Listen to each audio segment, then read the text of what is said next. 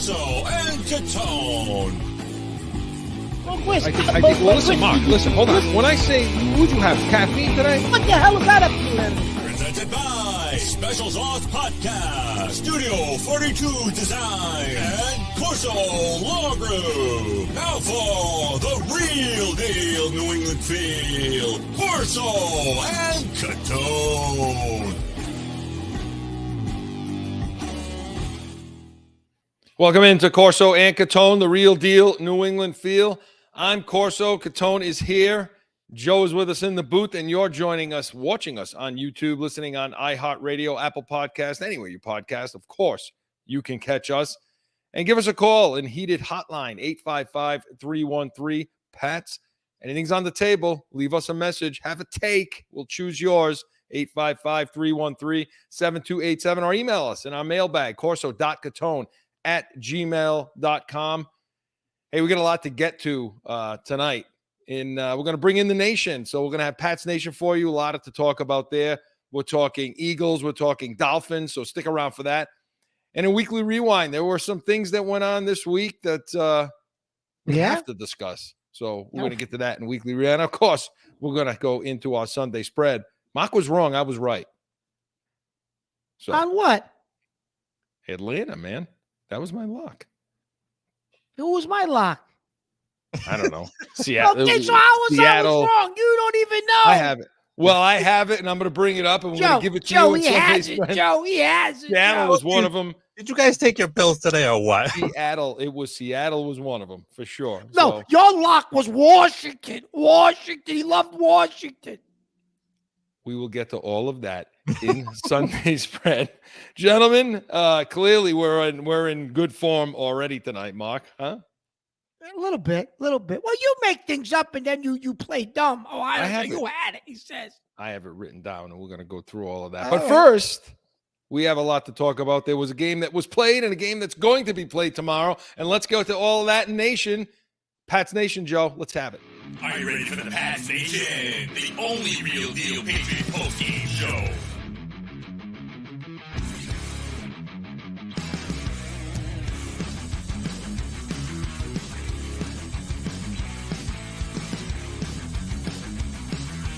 And now, CORSO and Catone. 25-20, the Patriots drop their season opener and home opener to the Philadelphia Eagles, albeit a closer game than Mark and I thought it would be. I predicted 28-20. So I actually had 21-10. I said 28-20. So, I mean, we weren't that far off. There was a moment because they had it. There was a moment you two were like, Joe's going to be right. Oh, my God. They were almost going to win. What did you predict, Joe? He had them winning that game. Eagles Patriots winning that game, which they should have. You did. They you should did, have. Joe. And we're going to have to eat some stuff because our guy didn't toe tap like he's supposed to. So we're going to send him for tap dancing lessons, Keyshawn Butte. But let's start off, Mark. Of course, Mark and I were at that game and in full rain, and it was raining sideways until halftime when the sky parted and everything cleared up for God to enter the stadium. And we'll talk about the Brady thing in a few, but Mark, breaking this game down a little bit, I know we want to do that. So got to start with the quarterback. And so Mac Jones and his performance. And Joe, we'll get to that. We're going to have you bring that wash back at some point, that Mac Mania wash. But what do you think? He was 35 of 54, 316 yards, 3 touchdowns, 1 costly pick six for a 91 quarterback rating. What'd you think? Obviously, the pick six hurt, right? Obviously, that when we look at what the score ended up being, that was a significant play. But listen, he started out slow. Chris struggled through the pick, made some questionable throws early. He could have probably been picked another time early in the first quarter, and then he just seemed to have settled in. And I think that was I think you see the influence of O'Brien. He then settles in, and in the middle part of that game, actually played well, brings them back. But then in the fourth quarter, Chris, I think it was an up and down performance. Then in the fourth quarter, we obviously Butte doesn't toe tap, and they probably can win the game if he toe taps. But he made a couple of bad throws again in the fourth quarter too. It wasn't all, he let a comeback. Like, yeah, Butte didn't toe tap, but Mac made some mistakes too in the fourth quarter. The drive before that, Chris, he missed the throw he should have made and went to the wrong, had made the wrong read. But overall, Chris, he showed something last year he would have never shown. He composed himself after a bad start and put him in a position to win the game. Listen, obviously the first quarter and the boos were coming down. We were there. We heard it. Yeah. The offense was stagnant. It just couldn't get out of its own way. Mac Jones missed some throws. He missed Bourne was wide open coming down the sideline going towards that south end, and he was wide open. And if he threw that thing out to the pylon, it's a touchdown. And he severely underthrew that. So he had some ugly moments. He had Bourne a few times. He had Butte coming across the middle of the field. He missed. It looked like he was one reading out at the beginning of that game. But maybe the O'Brien factor was there. He settled, and I thought he played really, really well in the second half. And he had 2 chances to drive the team and win the game.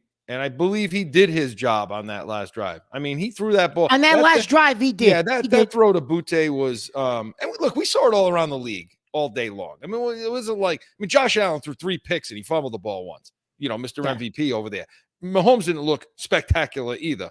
Burrow looked awful. Awful. So, I mean, look, these guys, and Hurts in the same game. He didn't look great. Yeah.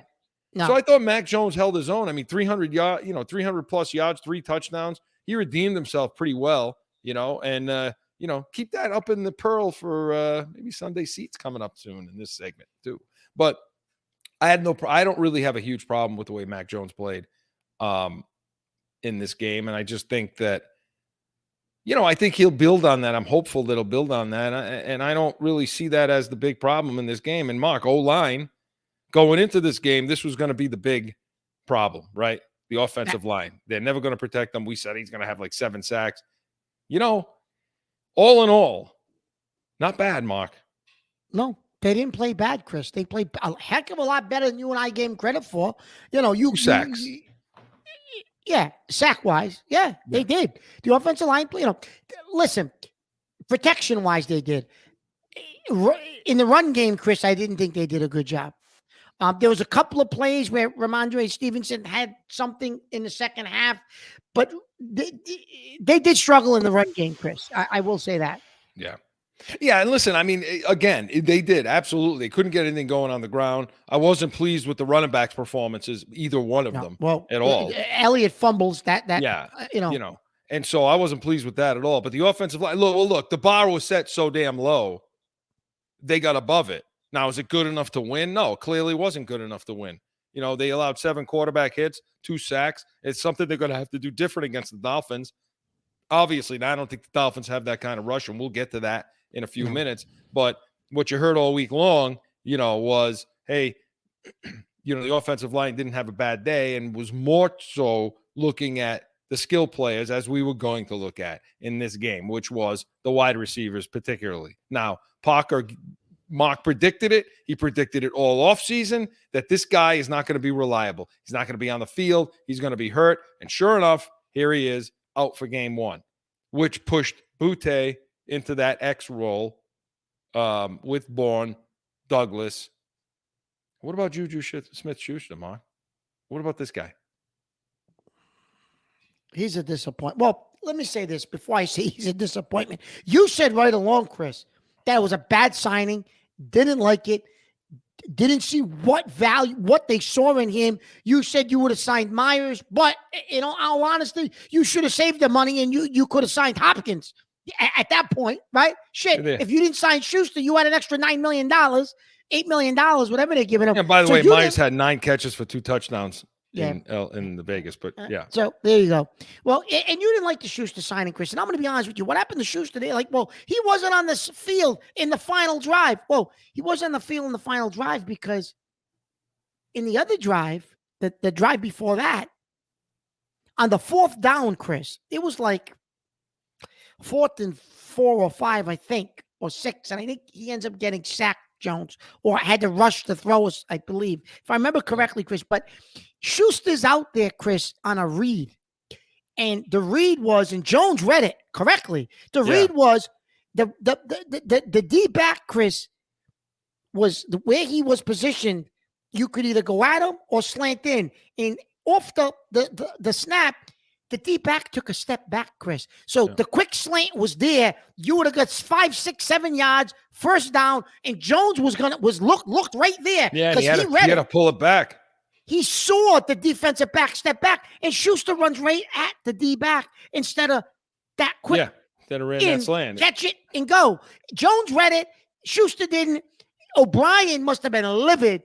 A veteran is supposed to pick that up off the line and cut that route, right? He doesn't, and he didn't see the field again.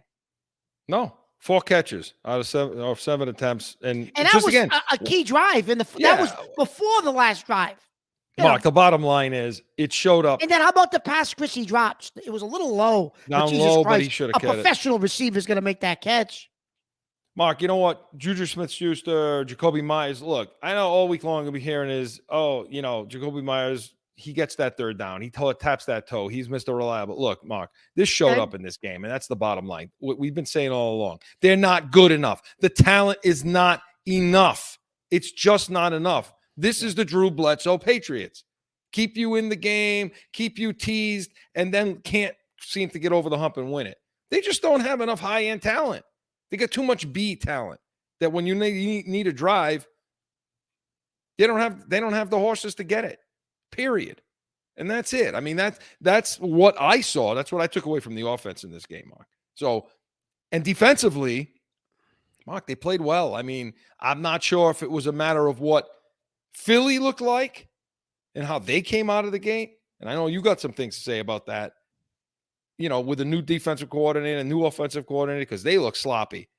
Or it was a matter of how good the defense played. But I thought our guys played pretty good. I thought Gonzalez played well. And the times and we talked about it, he was going to be man on Smith a lot, and he was.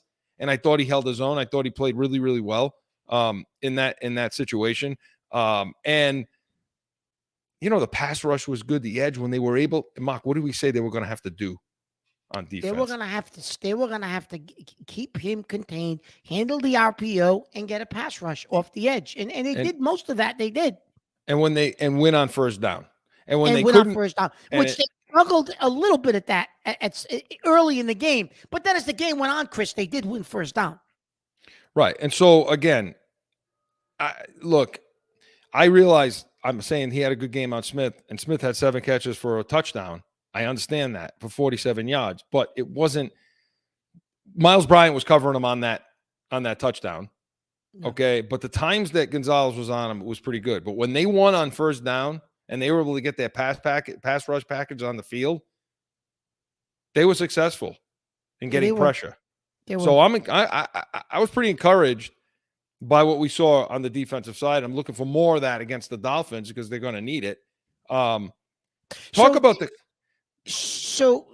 couple things though, Chris. So yeah, I was encouraged by what I saw in defense. However, I'm going to say this: 2 things, maybe 3. So the tight end, Chris, for Philadelphia though was open all day. I don't know what Hurts was reading, what he was looking at, and he's a good guy. That is a good tight end. There were times where he was visibly frustrated that he wasn't getting the ball. Like I don't know what Hurts was looking at. I don't know, but in my opinion, Hurts had a bad game. Okay, because the tight end that was there for them, and this goes to your point, Chris. During the offseason and before the game, the center of the field, who do they got to cover tight ends? Mapu? I don't know. But the tight end was open on numerous occasions, and nobody, Hurts didn't get him the ball. It happened once. It happened one time, and Bentley was trying to get across the field, and I'm screaming from the stands, that he can't do it. Not like what we're going to see coming up. And on the other side of the ball. And you're right. Gonzalez, Chris, played a good game. Second half, fourth quarter, struggled a bit when he went to A.J. Brown. right? AJ Brown, I think, was a little too much for him. I think we said that would happen. Just because, to your point, Chris, physically, AJ Brown is a different type of receiver than Devontae Smith. And you said it all spring training camp that Gonzalez is going to have to get a little more physical to play with guys like AJ Brown, and he's going to have to come forward better than you saw. And he struggled he struggled a little bit with AJ Brown coming forward and playing physical. But listen, first round draft pick, I thought he held his own, Chris. I thought the kid played well. I really did. But the Eagles, I will make this prediction, Chris. Everyone says, we played good. We're encouraged. Listen, the Eagles, and at the end of the season, it's going to take all season for this to play out. I don't think the Eagles are as good as they were last year. I just don't think they are. I don't think the Eagles would have went to the Super Bowl last year if Brock Purdy don't get hurt. I said it then. I'll say it again now. I just think the Eagles, 2 new coordinators on offense and defense, but just the team itself, their safeties, I think, are poor, right? And I think last year, believe it or not, in the Super Bowl, Mahomes showed you how to attack that defense, especially those safeties. He gave you the blueprint.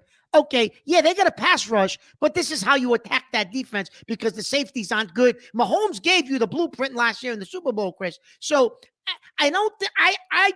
I'm predicting the Eagles, Chris, probably lose like 5 games this year. Yeah. Which they lose 5 games, they're going on the road in the playoffs. They're not getting home field advantage again. And Hurts. You brought up Hurts earlier in comparison to what Jones did. Were you impressed with Hurts, Chris? No. And he's got weapons. No. I wasn't impressed, Chris. No, I wasn't impressed, and I agree with everything you said. But I want to get he can run. But I want to get to the coaching decision for the Patriots and with Belichick, and we talk about this field goal. So it's 4th down. They went for it when they were around roughly they're about 40-yard line. They pick up the first down, then they get to about the 20, 25-yard line. Yeah. It becomes 4th down again, 4th and 3. So here we are at 4th and 3. It's 9 minutes, 9 and change left, right, in the game, and they're down. Were they down 5? Yeah. Yes. Yeah, because that's how it ended, 25-20. So they don't kick the field goal. Now, Mark, you're in the stands at the time saying, you're going to kick this field goal. You're going to kick this thing. I'm not playing Monday morning quarterback like all these other people. No. Well, they should have. No. It was live. It was happening. And I said, Chris, they need to kick a field goal here. And Chris said, no, I don't have a problem with what they're doing. I think it's okay. Which I think both sides of the coin could have been flipped there. But as soon as it was happening, I said, Chris, you're going to kick the field goal here. So I don't want people to say, oh, yeah, well, it's easy to say that after the fact. I said it live. We were there. Okay, so Mark, you thought that he should kick. Most people think, hey, he should have kicked the field goal. Then they would have been coming down to win the game. You know how I feel about those kinds of things. Yes. I coaching football as I do, there's so many other things. Okay, would I have kicked it too? I told you during the game, I don't necessarily have a huge problem with it. People all week long have been talking about how Belichick in the press conference said there was 6 minutes and change, and now everybody thinks he's senile. And, there was 9 minutes, not 6 minutes. That's a huge difference. Did he lose track of time? Did Belichick on the sidelines not understand the time and the situation? I think it's more so in the press conference. I don't think he didn't know the situation on the field. But that's just talk. That's good. He knew the situation. That's good for talk radio on a daily show for 4 hours. So, look, so many people have to understand something out there. When you make a decision like that to say we're going to go, we don't know what happens next. We don't know if we kick that field goal, how's Philly coming out? What's their package is going to look like? How are they adjusting what they're going to do? Are we still going to get that Peppers monster hit and get that Jalen Hurts fumble? It's just there's so many other things that have to play out. Most people, you people out there, when you're talking about it tomorrow at work, you people out there, have to understand that, hey, look, everything may not have been equal towards the end. Just keep that in mind. So when you're saying, hey, it deserves to be questioned, no, there's no doubt. But I don't know if it would have played out the same way. And so, Chris, the only reason I say kick the field goal, and I'm going to go back to what you always say, Chris, about the feel and flow of the game.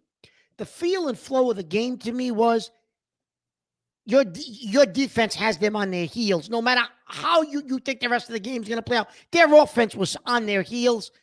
I would have went for the field goal just because of the flow of the game at that point, because I think you had the advantage with your defense on the field. So get the field goal, get within 2, and then put your defense back on the field. That's the only reason I would have went for it. Had nothing, Sound thinking. It is definitely sound thinking, and it's been questioned and deserves to be questioned. So let's see. Okay, so we're gonna get, and that's the recap of the Eagles game.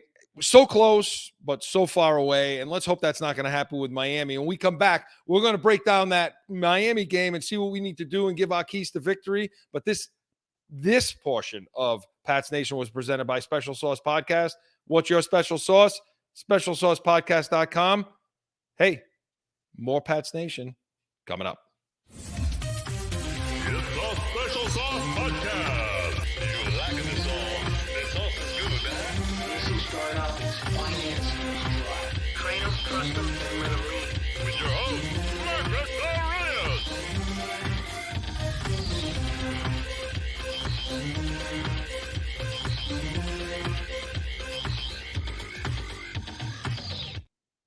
So Sunday Night Football, the Miami Dolphins come to town. Squish the Fish is the apropos, Joe. I mean, remember that from '85? Oh yeah, that was.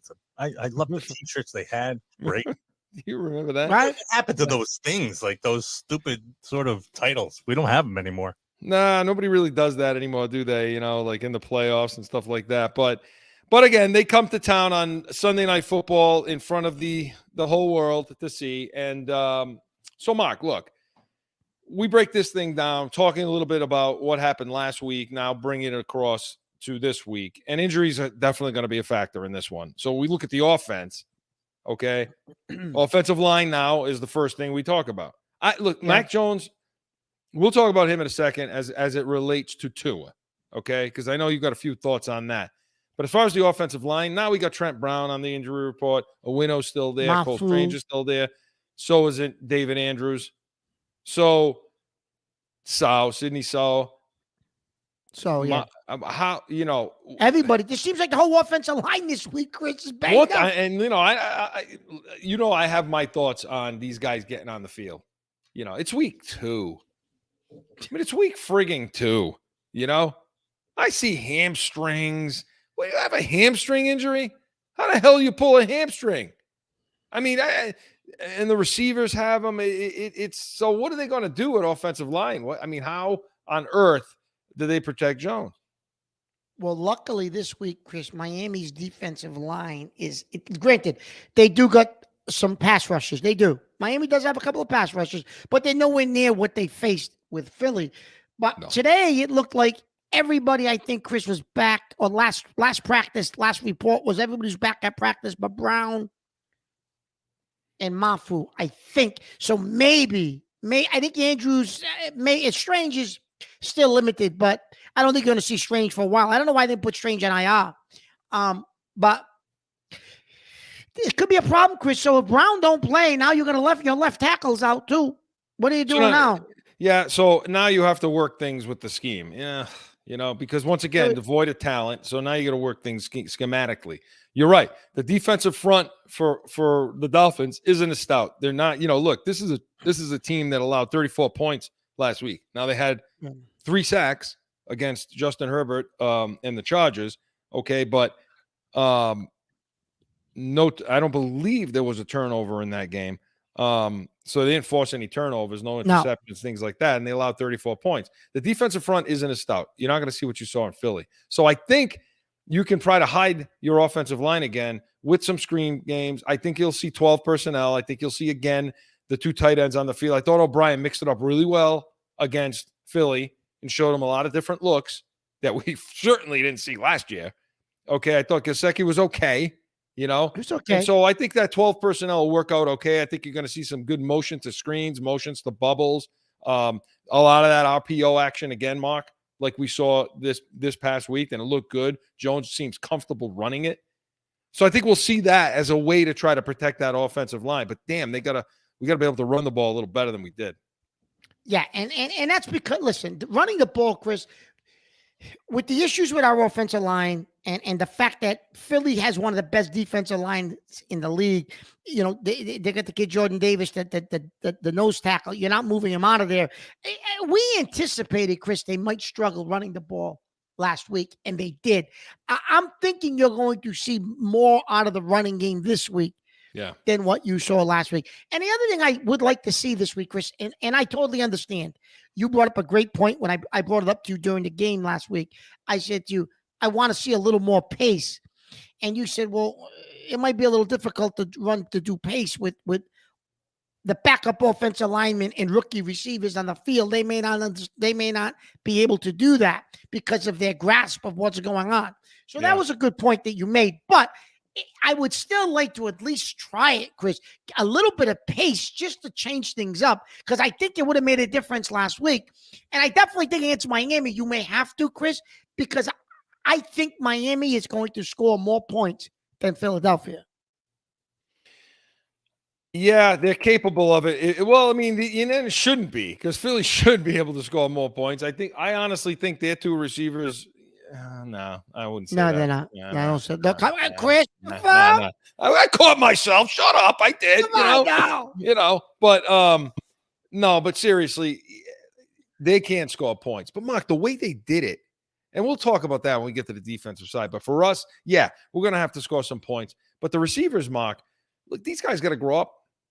And for all the praise and everything we gave to Butte and Douglas and so on, we have to take it a little on the chin this week, because this toe tap thing.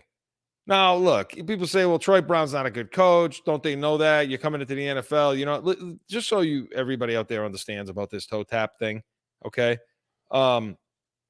Look, all of these players are trained from high school to tap two. They're all trained to tap. I was just going to ask you that, Chris. So in high school, you're coaching high school. Mm-hmm. It's 1 foot down, right? Or is it two in high school? Where you are in Arizona? It's 1 foot. But you don't teach them that, do you? They're taught try to get both down, only because it's you never know where the first one's going to go. Try to tap the other one. These kids,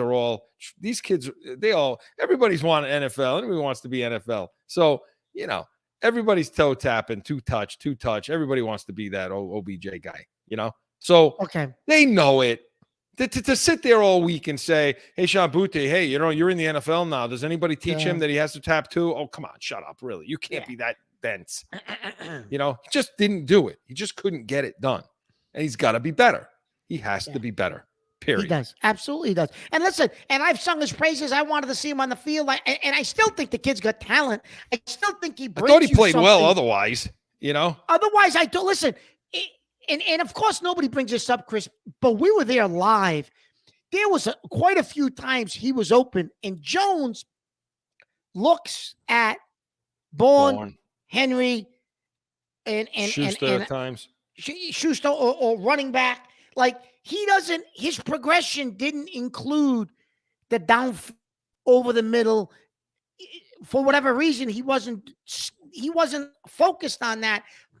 But he was there. And in the first half, Chris, there was a play where Butte jukes the outside DB. There's no safety over the top. He falls down. He beats him. It's a touchdown. Yeah. But Jones dumped it off. Now, whether or not he was feeling a pass rush or not, I don't know. But he just had to look up and throw it up. I mean, those are things that Jones has to get better at, Chris, because those are free points with the touchdown. Yeah. So the rookies have to play better. And Douglas, Chris, there's been a lot but Chris, for all the talk, everyone's been all over Butte, but for all the talk we heard of Douglas in training camp, he didn't even show up. So I was disappointed in him too. Yeah, we're gonna have to see more. You have to see better, and we can attack. We should be able to attack some of this secondary a little bit. They got the one corner, Ramsey's out. They got new linebackers in the middle, so they got faster in the middle of the field. Did Miami? So when you're running those kinds of screens, those bubbles, they can't get sideline to sideline. So center screens may be okay, but they're a little smaller. So guys can get out and block them. So offensively, we should be able to move the ball against this team if we moved it against Philly. If the game plan's proper. And so we want to see that happen. And we want to flip to the other side, and we're going to talk about the defense. But this portion of the Pats Nation was presented by CORSO Law Group, Arizona's leading criminal and traffic law firm. CORSOLawGroup.com. Allow us to be your voice. When we come back, we're going to talk defense and our keys to victory there. It's that time again for a timeout for a message from one of our sponsors. No one ever thinks they will be in the need of a criminal or traffic lawyer, but things happen. CORSO Law Group is Arizona's leading criminal and traffic law firm. Their 20-plus years experience and attention to detail has helped thousands of people all across this great country who found themselves in a situation in Arizona. So whether it's a traffic ticket or if you need reduced DUI or more serious issues, call or go online to CORSOLawGroup.com and talk with these expert attorneys who I know will help you. CORSO Law Group.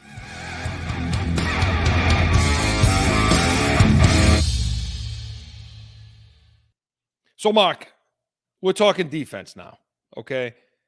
Last week we gave them praise. They played well. And now here comes Miami. Okay, so Tua had a big game. You know, he threw for over 400 yards, 440 yards, 3 touchdowns. He had the 1 pick. And Tyreek Hill had about what 200. It was plus 200 yards of total offense. I'll find the numbers while you're talking about it. But Hill did what he always does.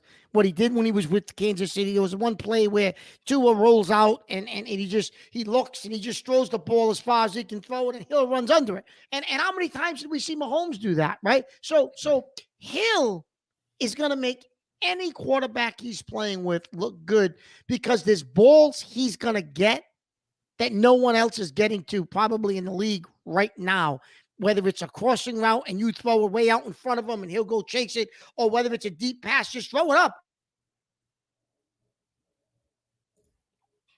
Yeah. So, he gets to those balls. There's a gear he has, and I know we don't like him, but he has a gear, Chris, that nobody else has. You throw it as far as you can throw it, and he gets there.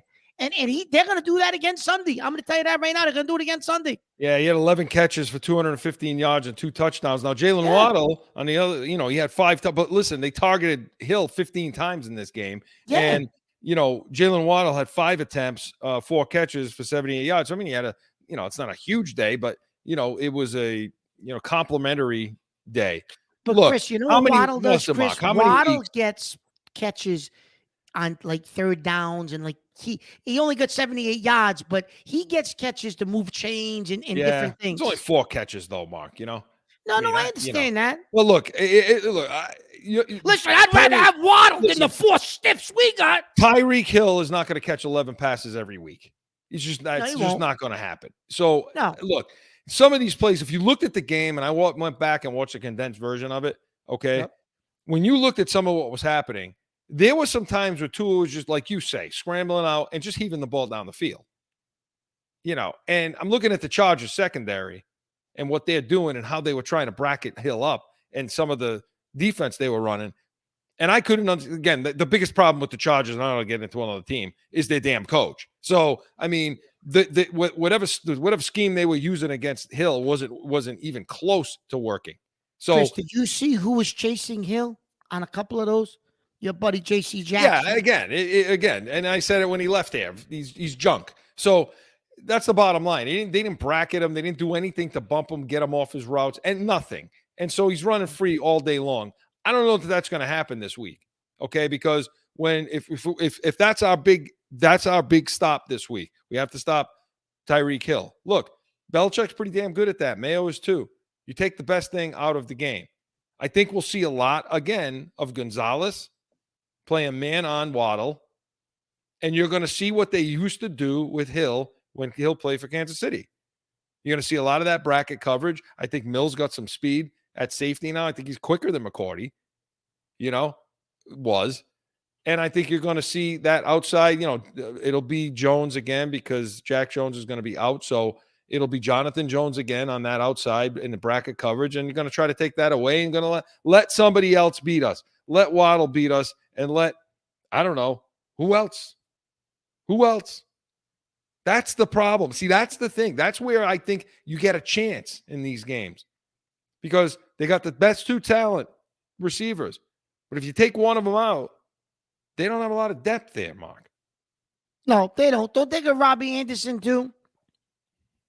Yeah. And I think they got the other kid. He didn't from the enter the Jets. stat sheet, so I'm not even No, sure he if he didn't. played. Maybe he's not there. Maybe he's hurt. And I know they got the kid Berrios too, the kid from the Jets, the kid that played, No, I'm just talking about a possession guy. He could catch a third down here and there for you. That's all. He was junk when he was here. He was a No. garbage player when he was But here. I'm just saying. You're saying what kind of depth they have. I'm just telling you who else they got. I don't know anybody else they got. Yeah. But I am going to tell you this, Chris. I will make this prediction. I will. And I hope I'm 100% wrong. And you can say to me, you jerk. If Christian Gonzalez is going to try to cover Jalen Waddle one-on-one, he's going to get smoked. I don't know about that. I don't know. You and I are going to fight about that. I do. A little bit. I do. thought he did a pretty good job against Devontae Smith. Because let me tell you something. Jalen Waddle's better than Devontae Smith. I know you're not a fan of Waddle's. Waddle is a damn good receiver. I'll take him over any other stiff that's a different argument, Mark. That's a different argument. No, my argument is Waddle is better. Yeah, of course we're going to take him over anybody we have. No, my argument is Waddle's better. You mentioned Devontae Smith. Waddle is better than Devontae Smith without question. There's no comparison. Let's see, because I honestly think that's a good game plan. And you'll see that cover one. You'll see some man underneath, with that single high safety. But you're not going to see that a ton against this team because Tyreek Hill, he'll destroy that kind of defense. So you're going to see a lot of mixture of man zone. They're going to try to confuse Tua some. They'll go zero look and drop out, and they'll do a lot of that stuff, to try to confuse Tua a little bit. As long as we can set edge and keep Tua in the pocket. And to me, that's the key to victory is you got to control Hill and you got to keep Tua contained. Make him set his feet and throw the ball. Yeah, make him set his feet and throw the ball. Yeah, and they don't have much of a running game, Chris, either. So the running game isn't really, unless they decide they're going to run the ball this week, they really don't have much of a running game. So you should be able to handle their running game. And I don't necessarily know if they got much of in the tight end room either. No, and so that's the other thing, too. Look, we always say, win on first down. Win on first down, get our pass rush package on the field, get Judon, Uche, White. By the way, White didn't show up in the stat line, in the stats, but he had a good game. He was where he needed to be, and he applied pressure when he needed to. So you get those guys on the field, we'll be okay. Get Bentley and Tavai off the field. Don't make those guys be in the the only good thing about this week, Chris, is those guys I don't think will affect the game as much because this team does not have the tight end or the running backs out of the backfield. That isn't big for what kills us in the middle of the field. This team doesn't necessarily do. Yeah. And again, I'd like to see Mapu on this field. I'd like to see him back in that safety in the box a little and try to disrupt Hill a little bit. He's got some speed, but not speed like Hill. But I mean, he can get in his face. He can jam. He could get his hands on to allow that bracket to come over. I want to see that. I want to see him work that. I really do. But injuries are going to be a factor too. But that's my key to defense. And we didn't really give the offensive key, but we kind of did, Mark. Right? No, we kind of did. I think protecting Jones. Rookies have to play better. That's it. Rookies have to play better. And Bourne has to have another good game because Bourne seems like he's going to be a security blanket all year. I told you he's going to be the number one. He's going to become the number one. And by the way, everybody out there, pump the brakes on Tua for MVP. Pump the brakes a little bit. Mark's got a theory on that, right? Listen, Tua, Mac Jones, Jalen Hurts, they all played same program coming out of college. There's no difference between the three of them. If you gave Jones what Tua has, or if you gave Jones what Hurts has, he'd put up the same stats. But Hurts and Tua, they're MVP candidates. Listen, the three of them are just average quarterbacks in this league, but two of them have high-tier number one receivers. Mac does not, and that's the difference, and that's the bottom line. So anyone who thinks anything different, Chris, what they're watching on the field. Yeah, I mean, again, I agree. Wholeheartedly, I agree. So let's pump the brakes on Tua for MVP. Yes. Tua for president, Tua for MVP. Let's see what happens. And hey, we'll give our predictions when we get to Sunday spread. But the Pats Nation was presented by Special Sauce Podcast. What's your special sauce? Hey, when we come back, we're going to rewind, talk about some things that happened during the week. Weekly Rewind is next. It's the Special Sauce Podcast. You lacking the sauce. The sauce is good, eh? This is start out with finance dry. Train them, trust them, and let them lead. With your host, Marcus Arias.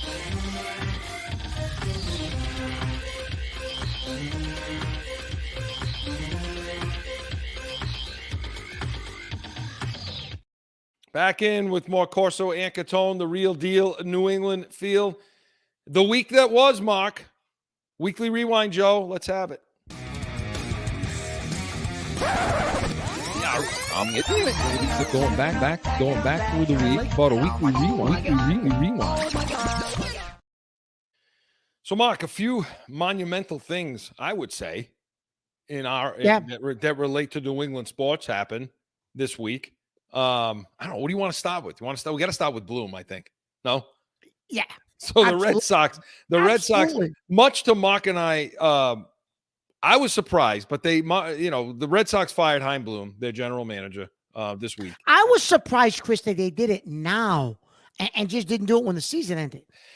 But I'm also generally surprised by it because the marching orders were there. I mean, we agreed that he was doing nothing more than what Henry and company wanted. Yeah, I don't know what that was about. It seems to be 3 or 4 years and out with GMs over there. So here's the thing, Chris. So Bloom's out, even though it seems like he was doing John Henry's bidding for him. This is what Henry wanted. This was his financial, scheme and what he wants moving forward. Bloom put it in place and he's fired. But my question to you is, what does this mean for Cora? Does this automatically mean Cora's coming back? No, because here's my thing with it, okay? Just because Bloom is out, that doesn't mean they're going to spend money.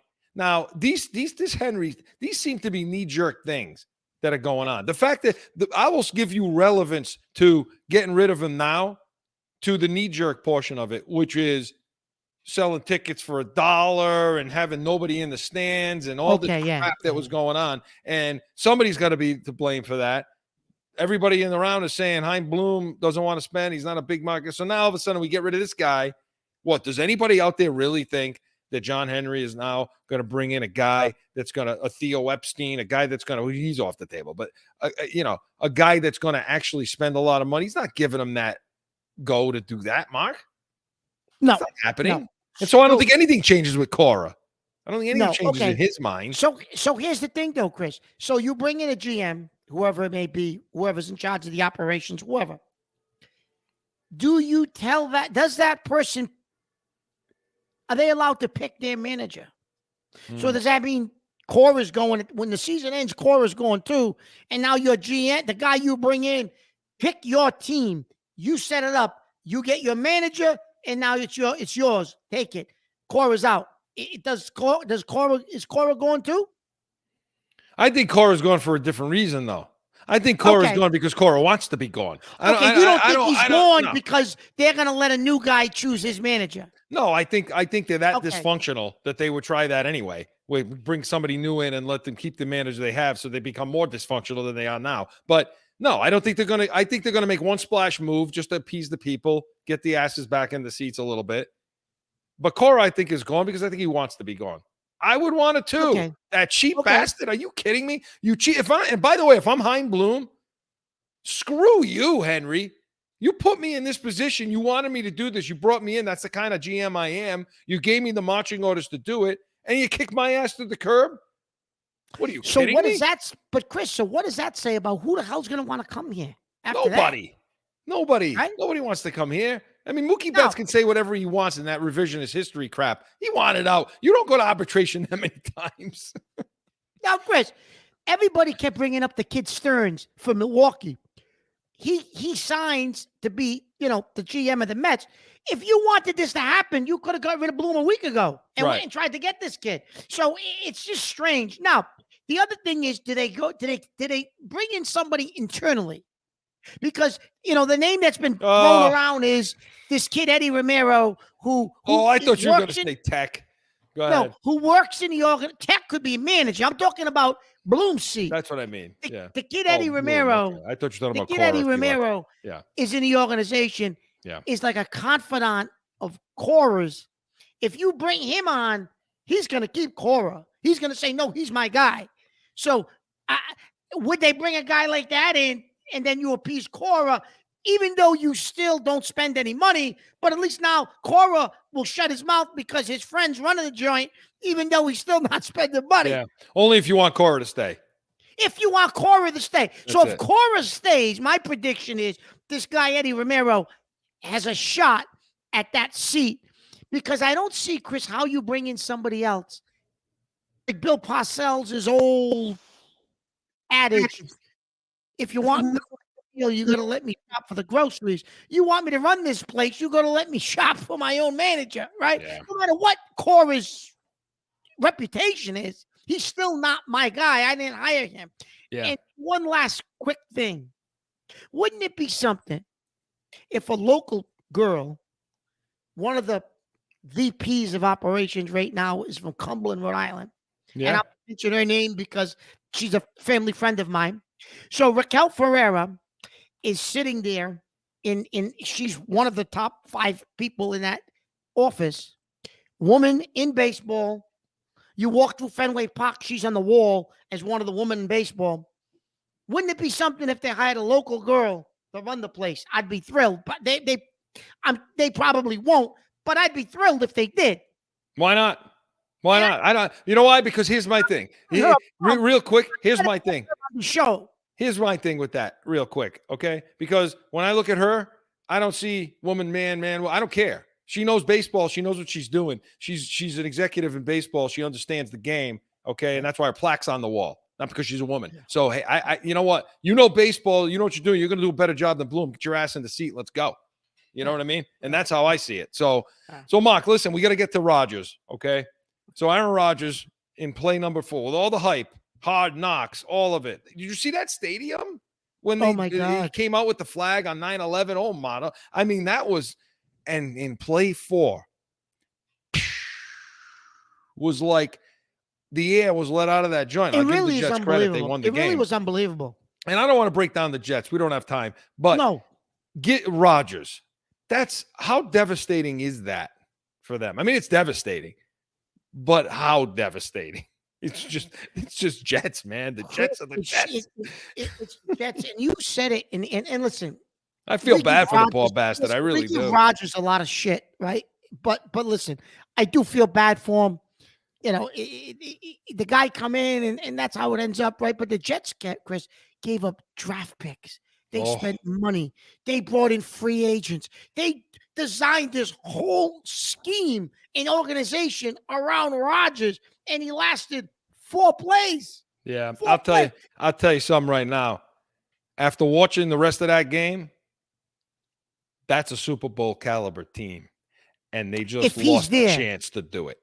Okay, so I'm glad you said that. So you and I really didn't think the Jets were going to be that good. But after watching that game, you're right, Chris. If he's there, they might have been a Super Bowl caliber team. They might have been. So it shakes things up now in the AFC East. They get 2 extra wins. Well, the best thing that could have happened to New England that night is the fact, I mean, it's not that he got hurt, but the fact that the Jets came back and won the game, because that gives Buffalo a loss now. And the Jets, look, here's the thing. And again, we'll break down the Jets next week, but teams will have time to prepare for Zach Wilson. Their pressure packages will be completely different coming into the game against Wilson. You'll see that this weekend, you know, but the talent level on the Jets, wow. At every level. So that's a team. You know what? That's the Jets right now. It all goes back to Joe Namath wearing that fur coat on the sidelines. It's been cursed since then. You know, it's been cursed since then. I'm telling you, it's unbelievable. The Jets are the Jets. And by the way, before we get to Brady, did you see Woody's chain thing that he had on, the owner for the Jets in the booth? He had some sort of a chain, thick chain around his neck with a thing that says Woody, a big plated jewelry thing that says Woody on it. I'm like, this guy, I don't, just because of that, that team needs to go into irrelevance. So we'll see what happens in the AFC East, because I'll tell you what, it opens the doors on some of these things. Oh, absolutely. I mean, and the way Buffalo look, you and I are going to be right on that, Mark. They're taking a step back. So the other thing we got to talk about before we get to Sunday spread, we were there. Tom Brady was honored at the Patriots half. Now, Mark and I coming in thought this would be a very, very underwhelming situation. And it was. It was.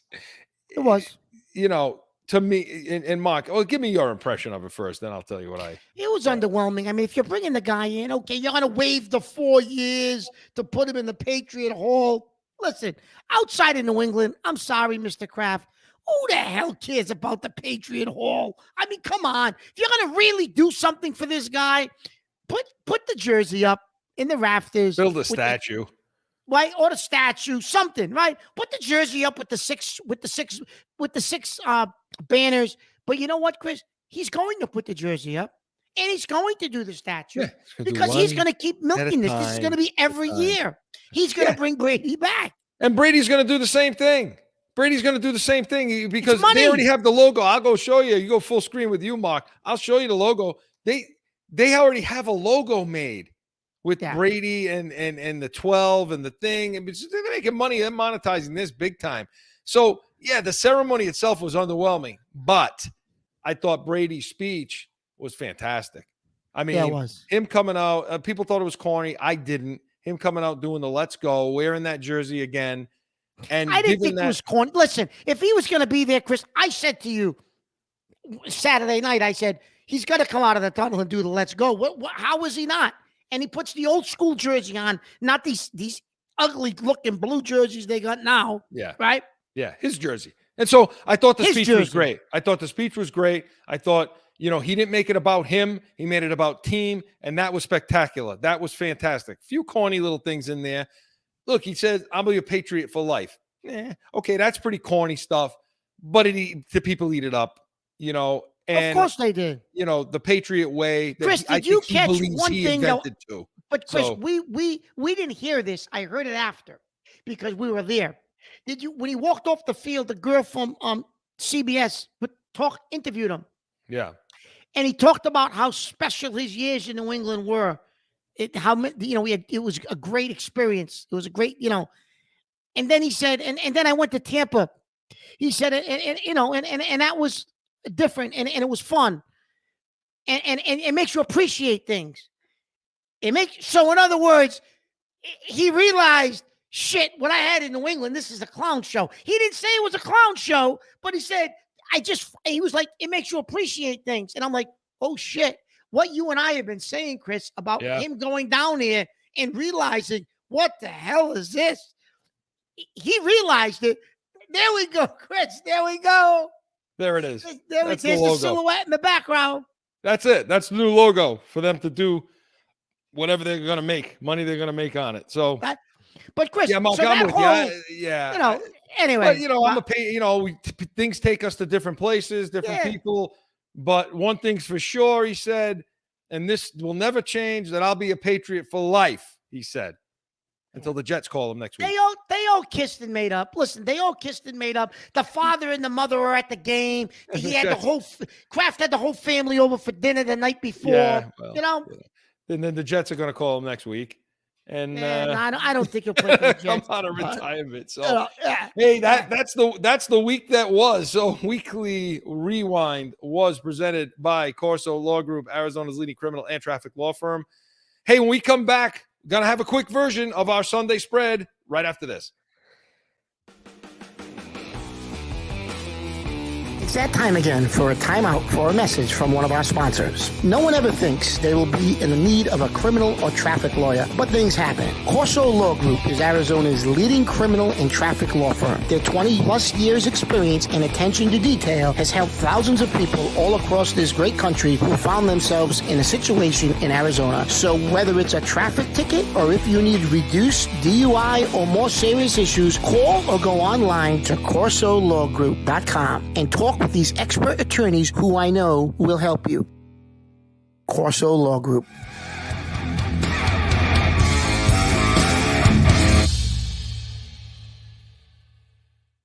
Back in with more Corso and Catone, the real deal, New England feel. And listen, Mark, went long on a lot of things, but we got to get to Sunday spread, okay? And so, because I have to talk about how wrong you were, and I have it right here, Mark. So last week, we gave our locks of the week. Listen, I don't think anybody did good in week one. Nobody ever does really well in week one. Mark had Minnesota. He had Seattle. Both of those were disasters. I don't even know what the hell happened with those two teams. So I can't come down. I'm going to come down on you anyway, but I can't really because there was a lot of weird stuff that happened. Cincinnati, that was another one, and look at the Giants. Dallas just dismantled the Giants. So Mark, I had Atlanta, but I also had Washington. They didn't end up covering. They only won by 4. It was a 7-point spread. But I also had Pittsburgh, too, which was ridiculous, clearly. So that was a strange game, Chris. That Pittsburgh Yeah, but you know what? I didn't give San Fran enough credit. I didn't. I mean, I didn't do that. Well, offensively, Chris, they probably have the more weapons than anybody in the league. Yeah. By the time this airs, I think the Colorado game would have happened, but I wish it didn't because bury Colorado against Colorado State. It's like 23-point spread. And the Colorado State coach said something stupid about Dion, that he doesn't have respect for people. Dion came back and said, this was going to be a nice in-state game. Now it's personal. Okay. They may win by 60. So anyway, we're getting to the NFL, Mark. What do you got? Got a lock this week? Yeah, I got 2 locks, Chris. I like them both. both. Going to rebound, Mark. I'm going to rebound. Listen, Cincinnati, minus the field goal at home. Baltimore didn't impress me at all last week. Yeah, they won, didn't. But Cincinnati's gonna come back strong this week. Burrow's gonna make amends for what happened last week.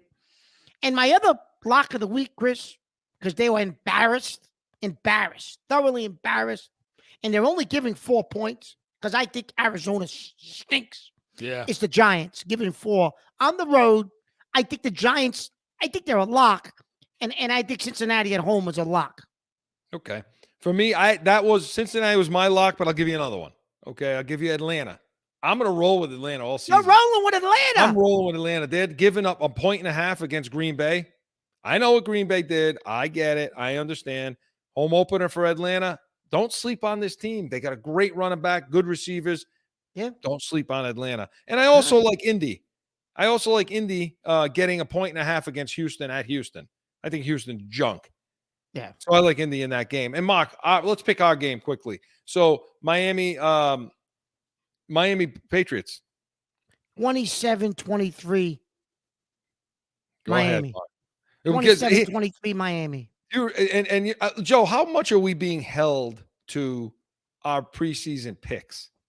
What do you mean? How much being held to? I picked Miami in my preseason pick. Well, I know, but I'm saying wrong. if I wanted to change the pick this week, you can change the pick. Spread. Am I not allowed to do that because I'm trying to find the line on this game too. I think the line is Miami is 3 or 4 point favorites, I believe. Yeah, it's 3. Yeah. So the Patriots are getting 3 at home. I'm going to take the Patriots in this game. All right. What I saw last week, I'm going to take the Patriots 28-21. Okay. And that's it. I'm not making it a lock, but I'm taking the Patriots this week. And that goes, I'm already off my board, So we'll see what happens, everyone. So Corso and Catone was presented by Corso Law Group. Hey, get on, watch all our shows, listen. They're up for you. And come back next week, 7 p.m. Eastern. And we're going to preview that Pats trip to the Jets, see what happens there. We'll go through in that Aaron Rodgers situation. How's it going to affect the Patriots? Does it open things up? We're going to have your calls, emails. Catone's comments will be back some things in Weekly Rewind than anything you bring to the table. We will be ready. We are Corso and Catone, the real deal, New England feel. See you next Saturday. Find Corso and Catone on iHeartRadio, iTunes, or wherever you podcast. And subscribe to the YouTube channel, Corso and Catone, and catch the chaos at 7 p.m. on Saturday.